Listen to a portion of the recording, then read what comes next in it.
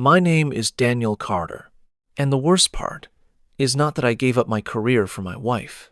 The worst part is that I did it happily. I did it with love. I did it believing that when her big chance was over, she would turn around, look at me, and say, "Now it is your turn." I was wrong. Completely wrong. And by the time I understood the truth, I had already spent years living inside a life that was no longer mine. I had already become invisible in my own home. I had already been reduced to the man who helped out, the man who kept things running, the man who was so supportive. That is what people called me. Supportive. Like I was a tool, like I was not a husband, like I was not a man with dreams, like I was not the one who had given up everything so she could become somebody. That is the story nobody saw.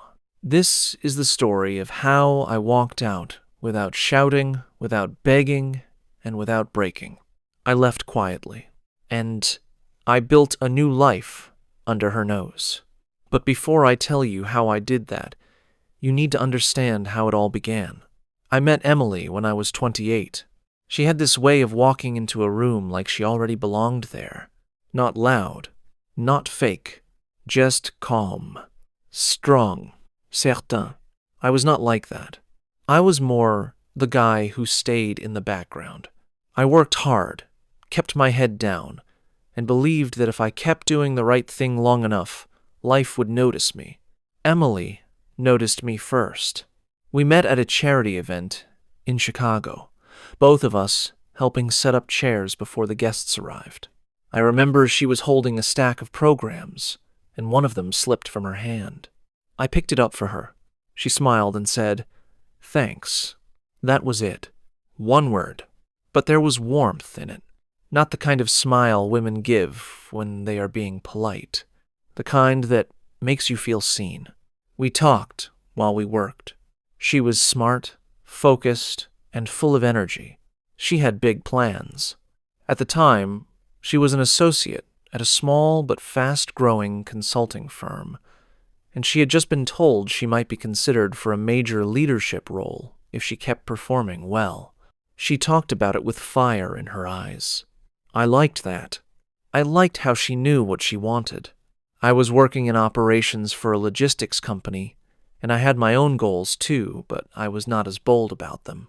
We dated for almost 2 years before we got married, and during those 2 years, I thought we understood each other. I thought we were building something equal, something real, something that would survive pressure. When I proposed, she cried. I did too, if I am being honest. I thought I had found my person. The woman who would stand beside me. The woman I would stand beside. We got married on a spring afternoon with about 60 people there, most of them family and close friends. My parents were proud.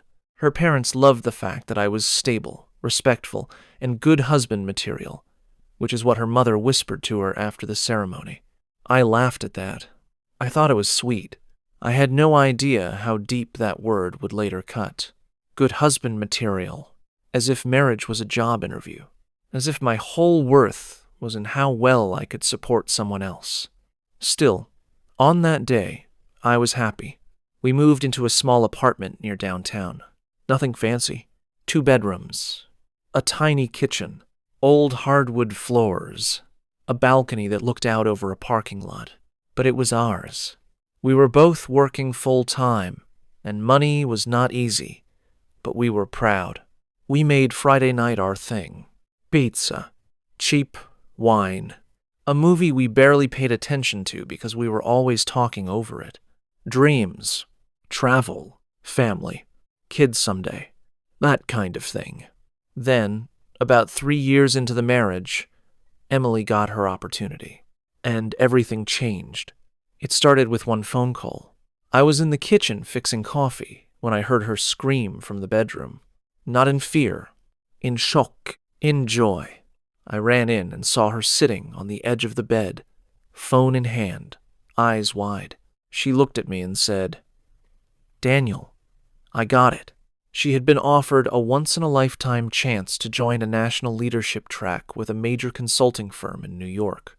It was the kind of opportunity people wait years for. Big money, big title, big future.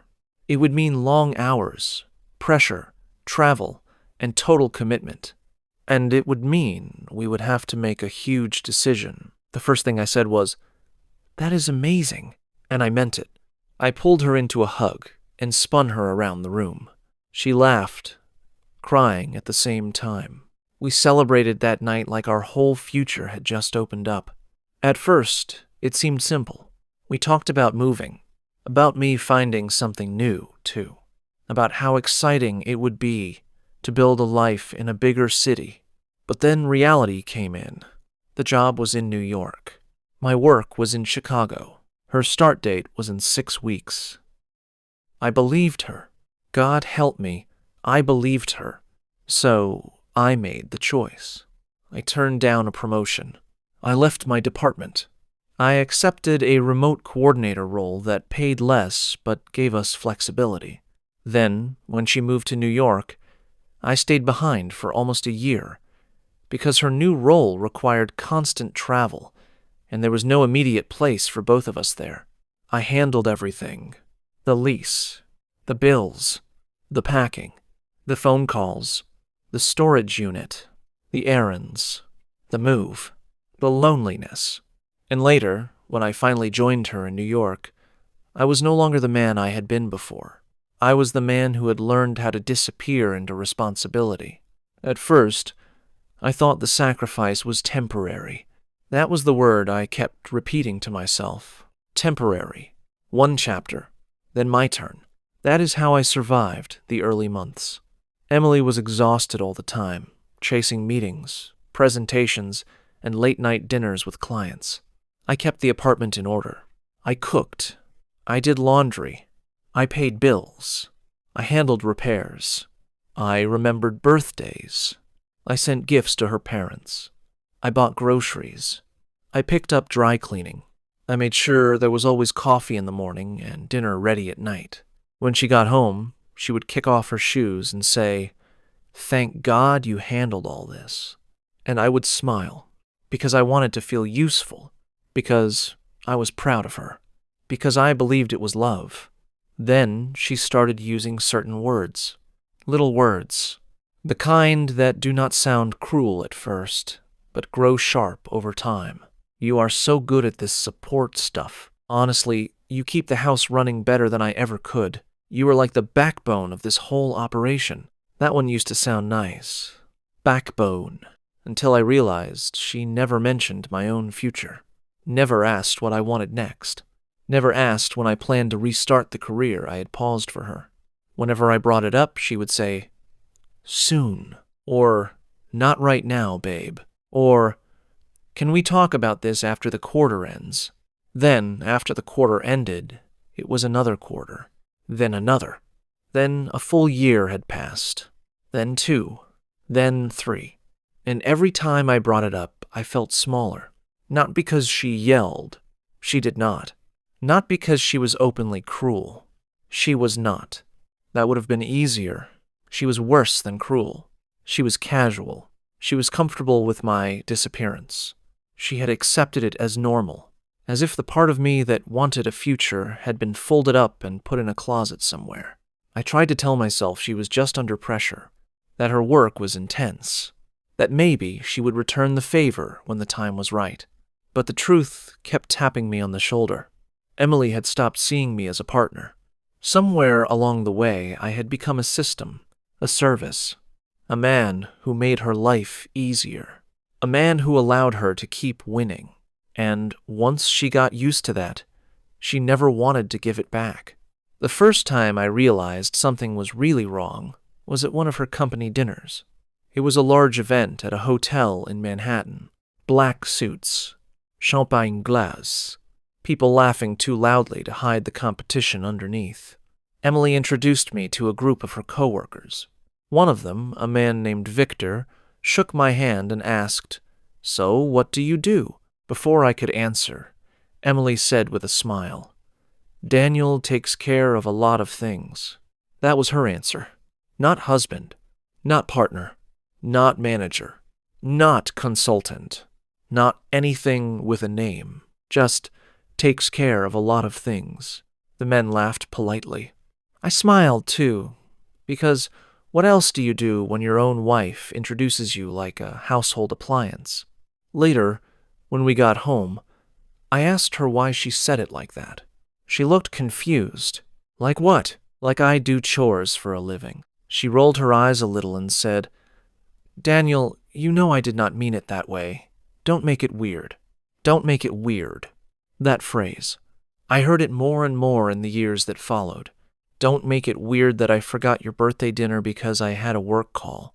Don't make it weird that I did not ask about your interview. Don't make it weird that I invited clients to our anniversary dinner. Don't make it weird that I assumed you would handle the moving details again. Don't make it weird that your needs are always being postponed. I stopped arguing. Not because I agreed, because I was tired, and because every argument seemed to end the same way. She would remind me that her career was bringing in the bigger income, that we were living in a better place because of her sacrifice too, that without this chance, we would be stuck, that I should be grateful. Grateful. That word became another chain around my neck. I was grateful. I really was. But gratitude is not the same as surrender, and support is not the same as invisibility. Still, I kept going, because I loved her. My identity became background noise. The breaking point came on a rainy Thursday in October.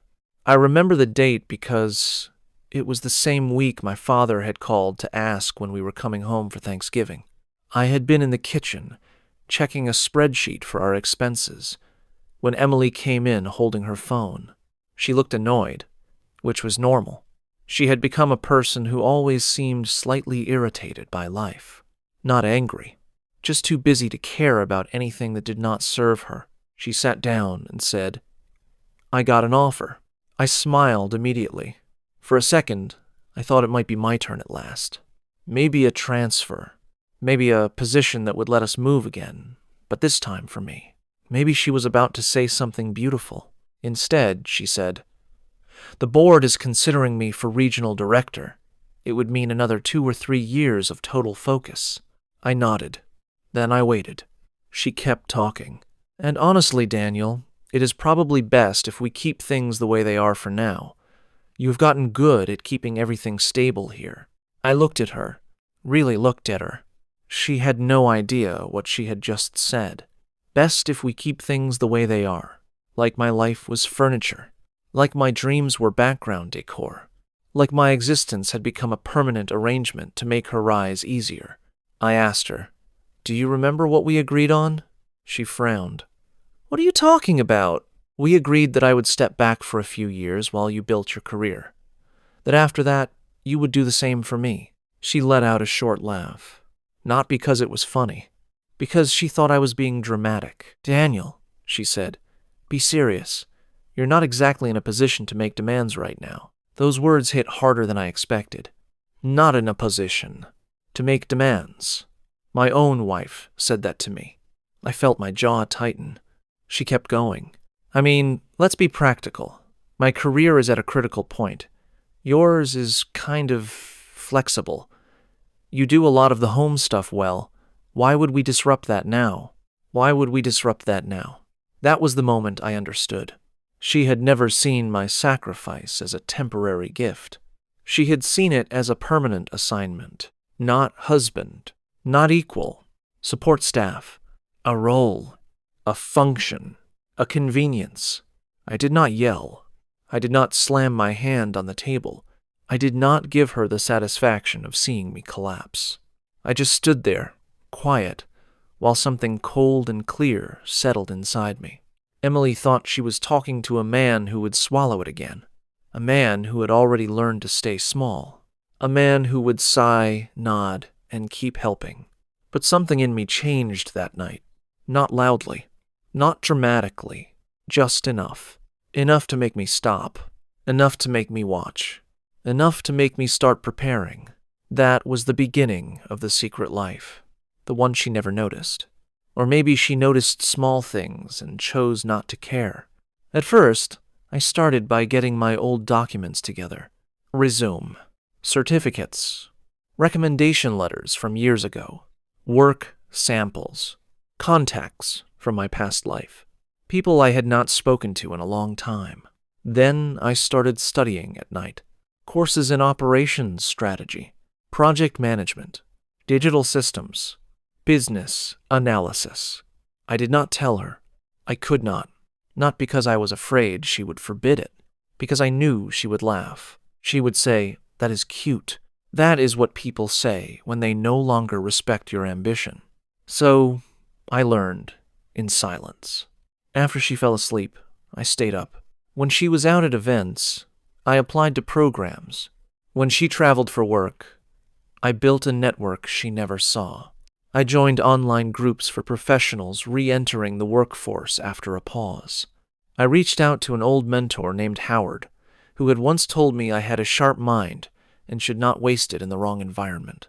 I had not spoken to him in 6 years. When he answered my email, he called me the next day. We talked for an hour, then 2. Then he said something I will never forget. "Daniel, the man you were before the pause is not gone. He is just buried. Dig him out." So I did. I started sending out applications for positions that were outside the city. First, it was just to see what happened. Then it became serious. I found a remote operations leadership role with a growing company based in Denver. Then another in Austin. Then one in Seattle. I passed screenings. I did interviews after midnight. I built a separate email account. I made a private savings account. I began putting away money little by little from small freelance consulting work I picked up on the side. I told Emily I was helping a friend with spreadsheets, that I was doing a little extra admin work. She never asked for details. Why would she? She had already stopped expecting much from me beyond what made her life easier, and that blindness became my weapon. While she was busy building her empire, I was rebuilding myself in the quiet spaces she never looked at. I started exercising again, too. Not because I wanted to impress anyone, because I wanted to feel my own body again. I wanted to remember what strength felt like. I wanted to stop feeling like an accessory in my own life. I cut my hair differently. I dressed better. Not flashy, just sharper, cleaner, more like a man who had decided not to disappear anymore. And all the while, at home, I stayed calm. I still made her coffee. I still managed the bills. I still smiled when she talked about her meetings. I still played the role she had assigned me. But inside, I was leaving. Little by little, every night, every email, every interview, every saved dollar. Every step was a door opening.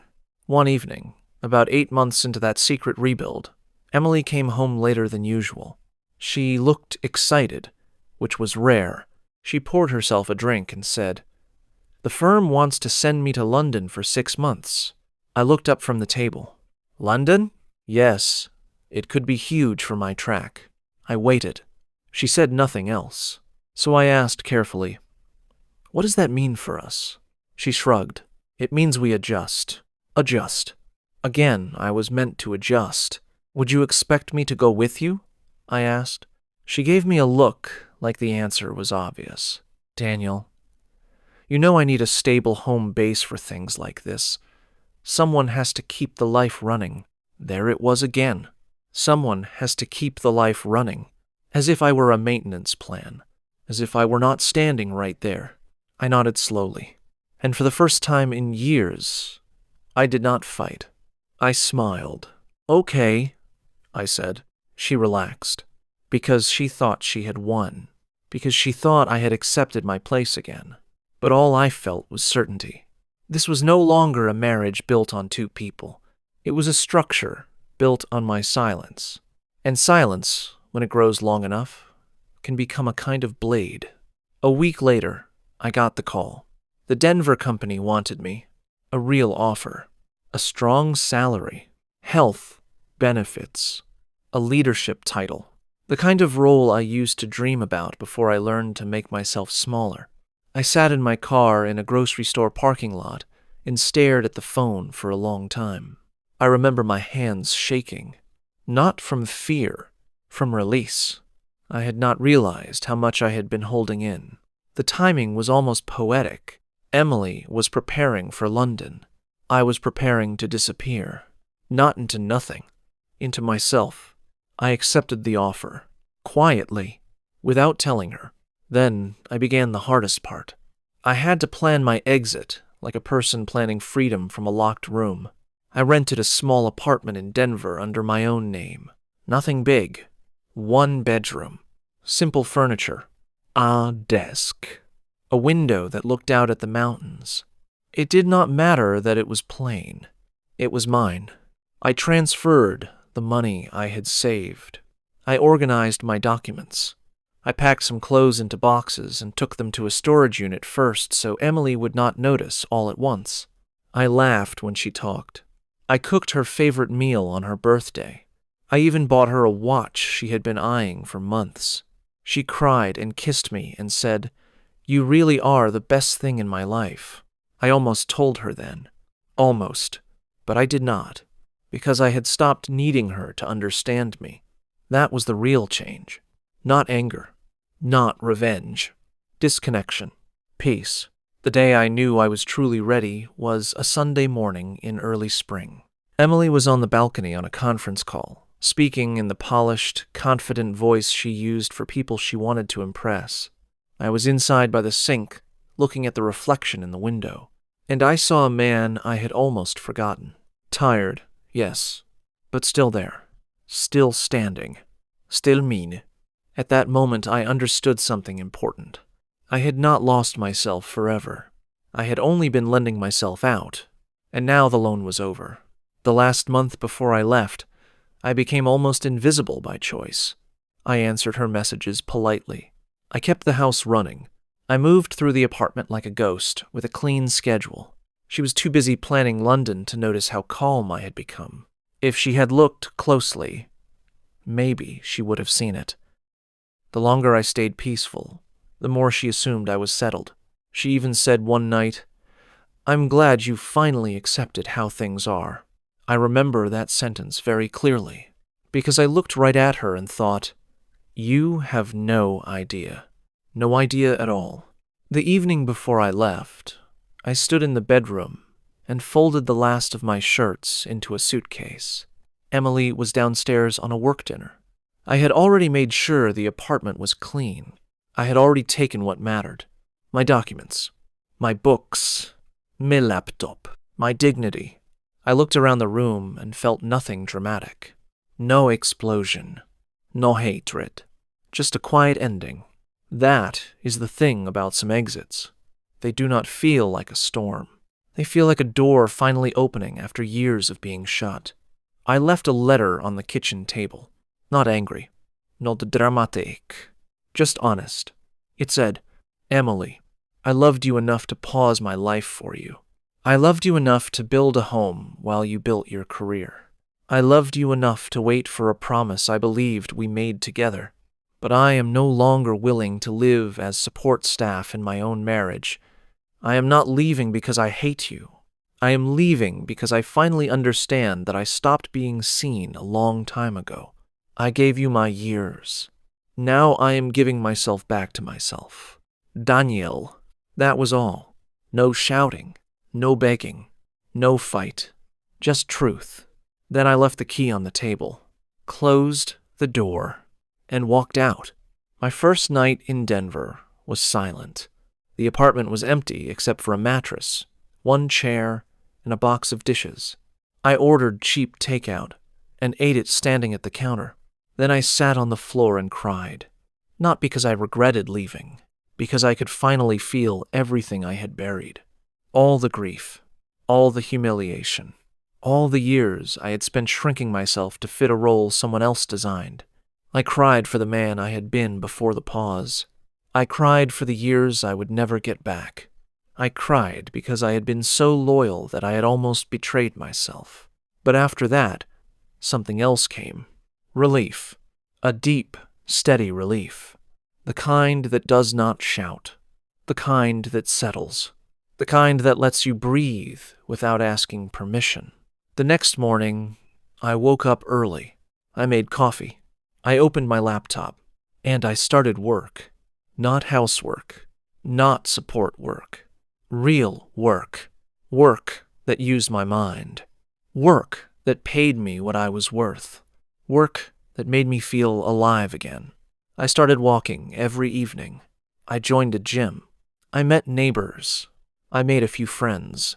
Slowly, I built a life that did not require me to disappear in order to function. And the strange part is this. Emily still did not fully understand what happened for weeks. She called once, then twice, then more times after that. At first, I did not answer. Then, finally, I did. She sounded confused, then irritated, then panicked. "Daniel, what is this? Where are you?" I told her, calmly. "I left." She went quiet. Then she said, "You left? You cannot just leave like that." I almost laughed. I had spent years being told I could just adjust like that. Just stay. Just wait. Just support. Now, she was shocked that I could leave. "Why didn't you talk to me?" she asked. I said, "I did. For years." That silenced her. Then she said the one thing I think she truly believed. "You're overreacting." And that was when I knew the old marriage was dead. Not because she had cheated. Not because she had screamed. Because she still could not see me. Even at the end. Even after the letter. Even after the empty apartment. Even after all the years. She still thought this was about emotion. But it was about identity. I told her, "I am not overreacting. I am leaving the version of myself that you got comfortable using." She did not have an answer for that. So I ended the call. A few months later, I heard through a mutual friend that Emily had finally read my letter 3 times in one night. She had apparently told people she did not realize I felt that way. That sentence says everything. She did not realize, because she had not been looking. Or maybe she had looked and simply liked what she saw too much to stop. I am not here to paint her as a monster. She was not. That would make the story easier. This was not about evil. This was about entitlement, about what happens when one person's dream becomes more important than another person's life, about what happens when sacrifice is accepted for so long that it becomes invisible, about what happens when love is mistaken for permanent availability. I do not hate Emily. I just cannot live as the man she thought I was allowed to be. And that is the answer to the question people always ask me now. How do you reclaim an identity you willingly surrendered for someone else? You stop asking permission to become yourself again. You remember that love should never require your disappearance. You do not scream. You do not beg. You do not explain yourself to people who have already decided your role. You rebuild. Quietly, patiently, honestly, until the day comes when you can walk out of the room with your head up, your heart intact, and your future finally back in your hands. That is what I did. I did not destroy her life. I simply refused to keep sacrificing mine. And in the end, that was enough. Because sometimes the strongest thing a man can do is not fight for a place in someone else's world. Sometimes the strongest thing is to leave that world behind and build one where he is finally the priority. My name is Daniel Carter, and I am no longer support staff. I am the man I was always supposed to be.